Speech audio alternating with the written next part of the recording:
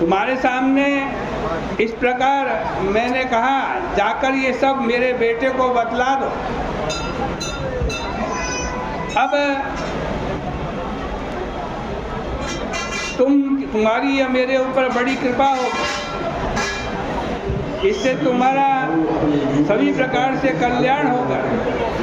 इस प्रकार अपने पिता की वाणी को सुनकर मैं दुख से कातर होकर अपने शरीर को डंडे के समान गिराकर बहुत देर तक उनके चरणों में पड़ा रहा और अपने भाग्य को अत्यंत कोसते हुए आंखों में आंसू भर करके मैंने कहा, हे तात, मैं आपका पुत्र हूँ और अकस्मात यहाँ आ गया हूँ। मैं अपने कर्मों से भ्रष्ट हूँ, अतः ब्राह्मणों में निंदा का पात्र हूँ। सभी धर्मों को जानते हुए लोभवश इस परमोत्तम वैशाख मास में तुम्हारे उद्देश्य से उत्तम ब्राह्मण को कुछ भी अन्नदान नहीं किया, अतः मेरे पितरों का क्लेश से छुटकारा नहीं हुआ। इस प्रकार का मैं अपने पितरों का नाश करने वाला हूँ, आत्मघाती हूँ, महापापी हूँ, कर्मभ्रष्ट आज हूँ, सज्जनों की सभा में निंदा के योग्य हूँ। सभी पुत्र कुछ करके ही पुत्र पद के अधिकारी होते हैं। जो महात्मा पितरों के निमित्त सभी प्रकार के श्रेष्ठ धर्मों को करता है, वही पितरों को तार सकता है। पुत्र शब्द का अर्थ ही है पुम, मने पुम नाम का नरक। पुम नाम का नरक होता है जो पीप और रक्त से भरा हुआ है। उस नरक से पुत्र में पू का मतलब पुम नाम का नरक और त्र का मतलब तारक। उस पुम नाम के नरक से जो अपने पितरों को तार देता है, उद्धार कर देता है, वही पुत्र कहलाता है।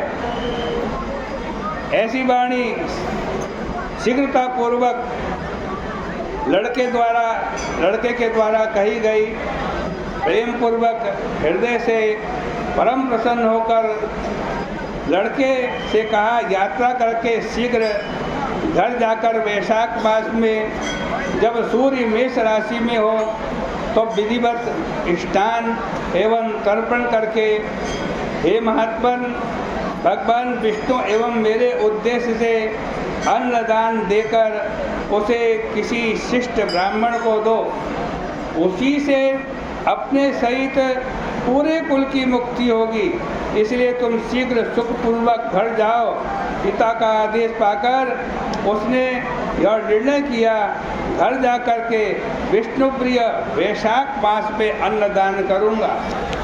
आज उसी पुण्य के प्रताप से मेरे पितर मुक्त होंगे और बारंबार मुझे आशीर्वाद देते हुए मेरे देखते देखते आज